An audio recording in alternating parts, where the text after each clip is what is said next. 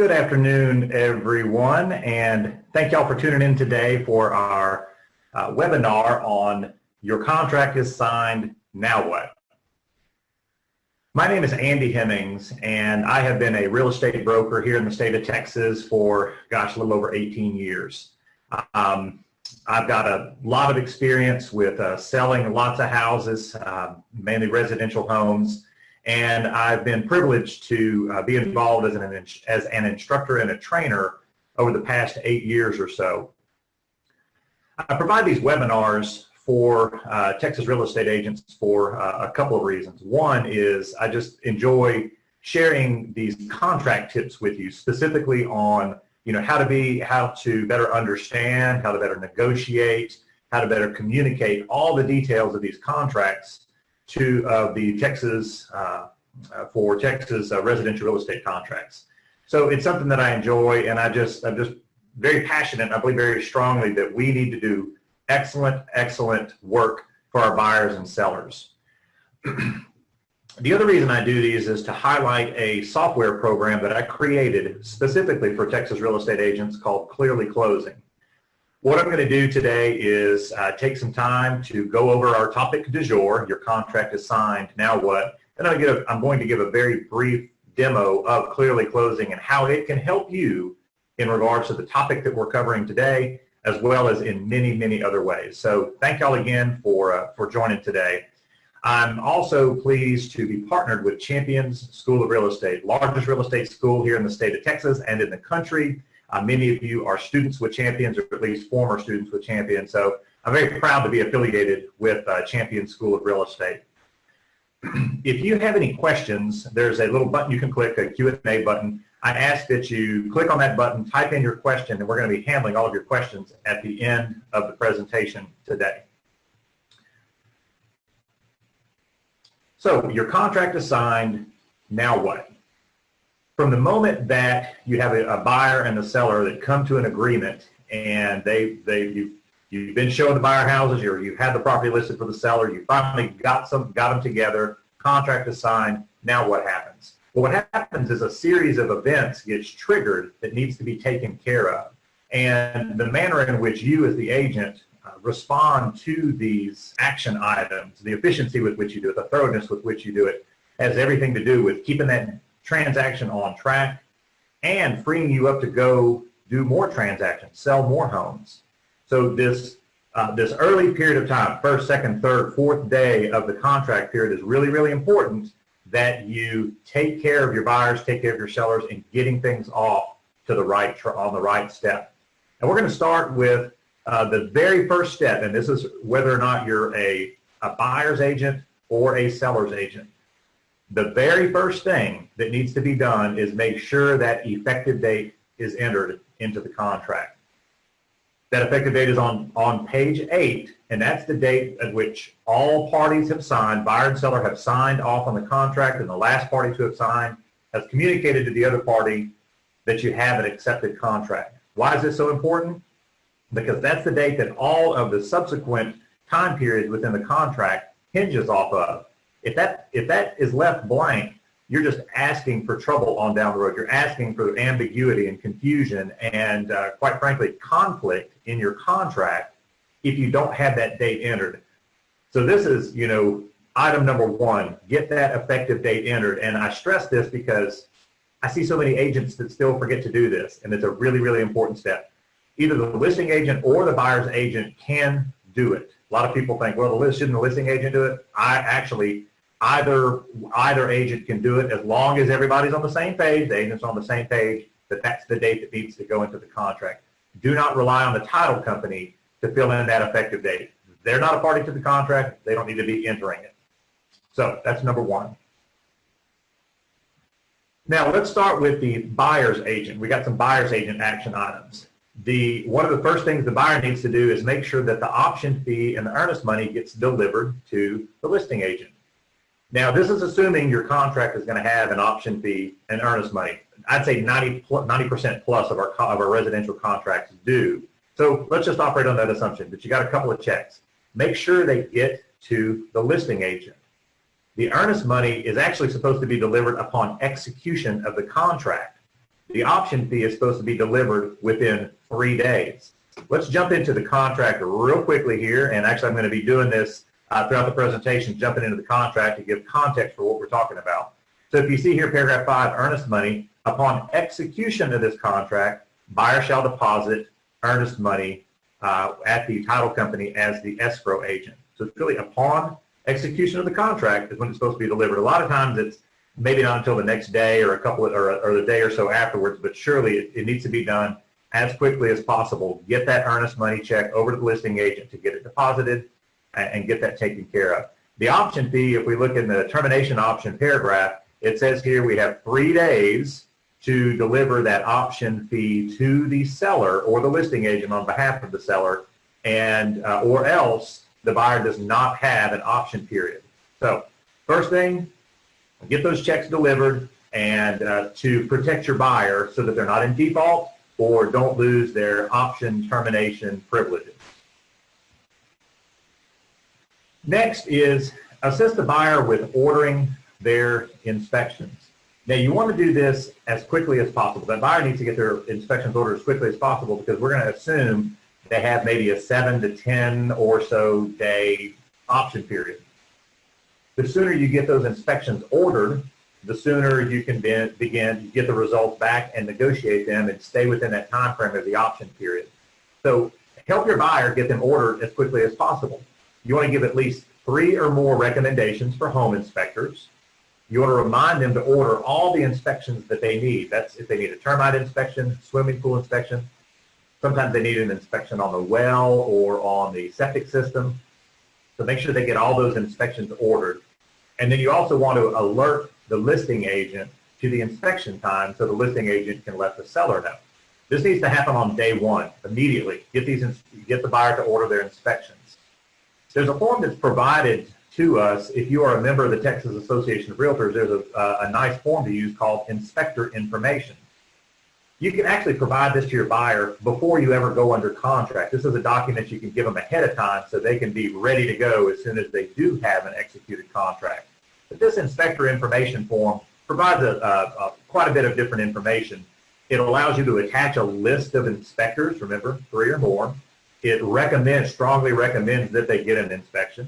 It tells a little bit about the scope of the inspection, that it's only for visible items that the inspector can see. And it also recommends that they accompany the inspectors during the inspections. So use this form when you're working with the buyer to help prepare them and have them ready to pull the trigger on getting their inspections ordered.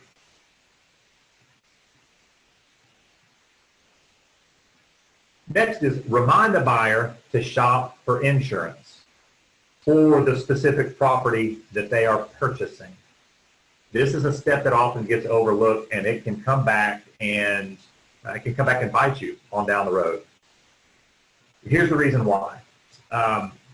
Insurance, the cost of insurance can vary depending on the previous insurance claims on a home and even the previous insurance claims of the buyer. Sounds kind of odd, but it's true. I personally had a situation where my buyer waited until the last minute to order their insurance. Come to find out, the property that they were wanting to buy had a couple of previous claims. The buyer had a couple of previous claims from another house, and the insurance company turned them down because of the combination of the insurance claim history between the property and the buyer. I never even knew that could happen, but it did. Had the buyer, and then the buyer ended up having to go shopping for insurance to an alternative source, and of course they had to pay a bit more money for it. We would have much rather have found this out during the option period, where we still had some termination rights if they wanted to. So you want to get a quote during the option period so that there's no surprises on down the road when the buyer no longer has the right to terminate. You want them to, they're going to want to check with several different companies and actually compare different deductible amounts too. The amount of deductible can dictate what their insurance premiums are going to be. TAR also provides a form for us to use that once again can be provided to a buyer even before they go under contract. This could be part of an initial packet that you give to the buyer that they are then prepared for their insurance situation. And it's called Information About Property Insurance for a Buyer or Seller. This form can be used for buyers and sellers. It gives a lot of different information about how the availability and what affects the availability and affordability of insurance. It talks about a clue report, how the property that they're wanting to purchase will have a clue report, comprehensive loss underwriting exchange, which gives a detailed history of the insurance claims on that particular house. And actually, in this form, it recommends promptly after entering into a contract, buyer should take the following steps to avoid delays in closing and additional costs. So this form helps to further your point of, hey, buyer, go shop for insurance ASAP. Number 6 is the next step for the buyer's agent is to send that contract to the lender. Believe it or not, sometimes this step gets missed because the buyer's agent thinks the buyer did it. The buyer's agent thinks somebody else sent it to the lender. You take the initiative to send that executed contract to the lender to get the ball rolling. What's going to happen then is the lender can then give the buyer what's called their loan estimate. Now, the loan estimate, I've got a link to one here that's actually partially filled out already. This is something the lender gives to the buyer that outlines all of their loan details and what all of their costs are going to be with that particular purchase. The lender usually will not do this. They will not generate this form, though, until they get a copy of that contract. So send it over to the lender as soon as you get the contract executed. That way they can generate this loan estimate for the buyer. The lender can also begin on their loan application. Since they have a specific property address now, here's the house we want, they can start on their loan application. So those are the buyer's agent steps. Let's look now at what some of the steps will be for the listing agent. If you're a listing agent, here's the first thing you need to do. Bring the contract, the executed contract with the executed date, and the earnest money to the title company. Now, this is what's required in order for the title company to what's called open title. They begin researching the chain of title on the property to see if there's any liens, what kind of mortgages, any judgments against any of the owners, who has ownership rights in the property. If you look at the whole scope of title examination services that are offered, it's pretty impressive. But they can't do it until you bring them a contract. So get that contract to them as soon as possible. They'll open title and start that title process going. And what happens if there's some sort of cloud on the title, quote unquote cloud on the title, it's going to have to be cured. The sooner this cloud is discovered, the more likely it will be that you can get it cured prior to the closing date and still close on time. The title company will also sign for a receipt of the earnest money. So when you bring in the contract, you bring in the earnest money where it's deposited, since they're the escrow agent. They're actually going to sign for it as proof that, yep, that earnest money has been deposited with them. Second step, as the listing agent, you want to sign for a receipt of the option fee, or the seller can do so. This provides proof of the delivery of the option fee. Remember, the option fee has to be delivered within 3 days by the buyer, or else the buyer loses their right to terminate. So on our page 9 of the contract, let me jump over to that. Page 9 of the contract, there's 2 receipted sections. One here is for the option fee, which I just mentioned. And if you notice here, it says the seller or the listing broker or the agent on behalf of the broker can sign that the option fee has been received. So you, the listing agent, either want to sign this or have the seller sign it. And then you're going to send a copy of this page back over to the buyer's agent. And in the previous slide, I mentioned that the title company will sign for a receipt of the earnest money. That's this section right here. That's where they will sign for it. So on this one page, you've got 2 receipts, one signed by you or the seller, the other signed by the title company. That is providing proof that all the money has been accounted for and handled as it should be. Okay, next, you want to prepare your seller for the inspections. So in all likelihood, that buyer is going to be having inspections done, and your seller needs to be ready for them. Confirm the date and the time that the inspector is going to be out, and then let the seller know that date and that time. No one on the property if possible. A little bit, that is not quite, that's a little bit extreme there, excuse me. The seller should not be on the property if possible. Of course, the buyer is going to be there, but the seller, if at all possible, they should not be present for this reason. As soon as that inspector starts poking around the house, they start looking in the oven, they're going up in the attic or crawling around on the roof, I guarantee you 9 times out of 10, the seller is going to want to go talk to that inspector and say, hey, what are you doing? What are you looking at? You got any questions? The inspector doesn't want this, nor does the buyer want this. This is a period of time. The inspection is for the buyer and the inspector to meet and go over the property together without the influence of the seller, or the seller trying to convince them that, hey, that's really not broken. Oh, it's been like this for 10 years. That's exactly what happens. So although the seller, they have the right to be home, I mean, it's their house, but it's much better if they're not. Just give the buyer and the inspector some space. Also, make sure the seller knows that they are supposed to have all the utilities on. That's actually a contractual requirement. In the contract, it says the seller shall have all the utilities on for the inspection to be done. If the utilities ain't on, you ain't gonna have a full inspection. That's gas, electric, water, I think that's it. So make sure all the utilities are on. Next is for the survey and the T-47 affidavit to be delivered. This is assuming that the seller has agreed to provide a copy of the survey and the T-47 affidavit within the terms of the contract. Not delivering this in the time frame of the contract can cause the seller to have to buy a new survey for the buyer. Let me link to what that looks like on the contract here. So if we look at paragraph 7, oh, sorry, we went a little too far there.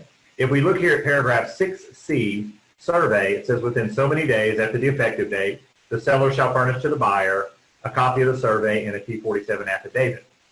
Now, the seller's not going to be the one to send it over to the buyer's agent. The seller's going to give it to you. You got to give it to the listing agent. Excuse me, you got to give it to the buyer's agent. If this is not done in the time prescribed here in the contract, it says the seller shall purchase a new survey at the seller's expense. That's a big penalty to the seller for not doing so. The reason I'm stressing this is that sometimes the listing agent just forgets to do it. The seller gives it to them. The listing agent forgets to pass it on to the buyer's agent. And if a new survey is purchased at the cost, it's going to be at the cost of the seller, and it's going to come back on you, the agent, that you didn't deliver it when you were supposed to. Then you got a problem. The next slide, I'm just going to go ahead and stay within the contract here because the next slide says to deliver the seller's disclosure notice.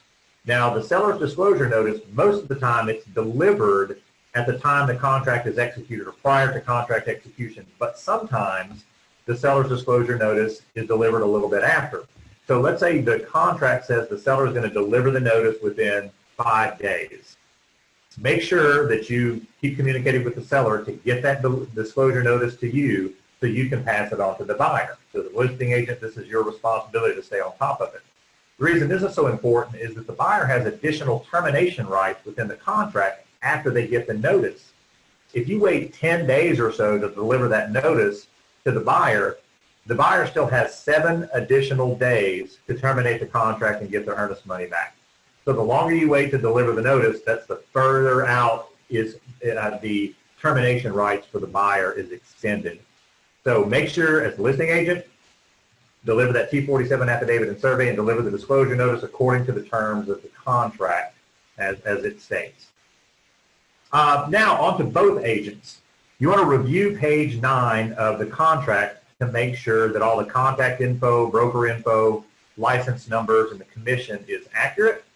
So page 9 of the contract has all of the firm information, agent information, license numbers, contact information.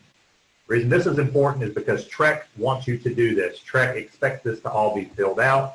And then finally, you have the commission that the cooperating broker is paying to, the listing broker is paying to the cooperating broker goes in this blank. So make sure that that's filled out too. And then finally, this is for both agents. to make sure you do after you go under contract is to create a spot for all the closing information where it can be easily accessed and shared. This is so that you can do your job productively, efficiently, and thoroughly. You need to have a place for all your contract dates, all your contract details, closing parties, and all of your documents that you can access at any time throughout the course of the transaction. So it's our duty as real estate agents to perform our duty, to perform our job for our buyers and sellers scrupulously and meticulously according to the legal update course. Buyers and sellers are entrusting us with details with likely the greatest transaction they'll ever be involved in. So what I want to show you now is where Clearly Closing software can help you with this. I've designed it specifically to help you with all the things that we covered today and many other items too. This is why I've designed Clearly Closing. Let me just give you a very brief demonstration of how it can help.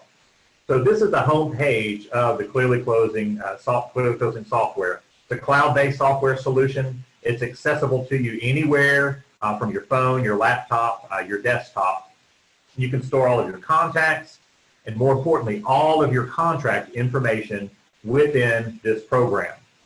Now, the first thing to show you is that all of those initial to-do items that we're talking about today, the initial action items for the buyer, the initial action items for the seller, there's checklists built into Clearly Closing to remind you to do all these things. Remind the buyer to order inspection, give copy of the contract to the lender, remind them to shop for insurance. That's on the buyer's end. On the seller's end, same thing. There's a checklist specifically for the seller. Get the contract received, give the seller the option fee, provide the survey and the T47 affidavit. So all those initial action items are built into the system here. They're automatically triggered off of the effective date. When you enter the contract information, they're automatically triggered, and you get a text reminder every morning of all of your to-dos so you don't forget to do these things. Also, Clearly Closing has the ability where you can customize these checklists and create any action item that you want, triggered off of either the effective date or the closing date. Very, very simple to use. Furthermore, I mentioned that you need a place to park all of your contract information, all the dates, details, and documents. For every transaction, you create a custom contract timeline based on that specific timeline, that specific contract dates within it. So you can, at any time, access Clearly Closing and look at all of your contract dates for that closing. You can enter all of your closing parties, the title company, the lender, the other agent, and you can save all of the documents for that transaction to access at any time. So if I go into the doc box, I have here all of my documents for this particular contract saved. What's even better is that these documents can be shared with your buyer or your seller. They can access them too at any time that they need to take a look at it. And then you also have a space to put all of your contract details with the sales price and any closing cost assistance and things like that. So Clearly Closing is a very, very simple way for you to put all of your contract information, access it from anywhere that you like. And in one snapshot, if you click on Timeline View here, you can see all of your existing contracts and all the dates for those contracts. Now, what I'm going to ask is that you go to the following website. You're going to want to go to champions.clearlyclosing.com, champions.clearlyclosing.com, and you're going to, here you'll be able to learn more about what Clearly Closing can do, all the different features that it has within the program. It is only $120 for a 16-month subscription. That's a special that we're offering through Champion School of Real Estate, $120 for a 16-month subscription. It is the best purchase you can make, whether you're a new agent or an experienced agent, to keep up with your transactions. It's going to walk you and your client through each step from contract to closing. It's going to send you all your important contract timeline alerts. It's going to be one place for you to park all your contract information. And the most important, one of the most important things is that this software and data is yours to keep no matter where you work. So if you work for a broker that has existing software, you can, if you ever leave that broker, you're likely going to have to leave that software and that data there. With Clearly Closing, you get to take it with you no matter where you work. I'm going to tell you about our upcoming webinar, and if you have any questions in the meanwhile, feel free to type those in. So our next webinar is actually going to be next week. I normally do them every 2 weeks, but the following week is, hey, Thanksgiving, we'll all be eating turkey or whatever. So next week we're going to do how to negotiate contingency contracts for buyers and sellers. Now, contingency contracts being a contract where where the buyer has to sell their house before they can purchase another house. That often causes some confusion, and there's a lot to cover on that, and we're going to be doing a deep dive on how to negotiate contingency contracts for your buyers and sellers. That's next Thursday, November 17th, from 1 to 1:30. Please share the invitation with your broker and any other agents, because this makes for really good sales meeting material and sales training topics for both new and experienced agents alike. If you ever have any questions, feel free to email me at andy@clearlyclosing.com. Also, when you go to clearlyclosing.com, champions.clearlyclosing.com, you can get a free trial of the software. You can sign up for a free 7-day trial, take it for a test drive, see what you think. I'm always giving regular tutorials on the software too to show you all the different features that it offers, because it does many more features, has many more features than what we went over today. Thank y'all again for tuning in. I look forward to seeing y'all again on future webinars. I hope to see y'all sign up for a free trial of Clearly Closing. Y'all take care and have a great day.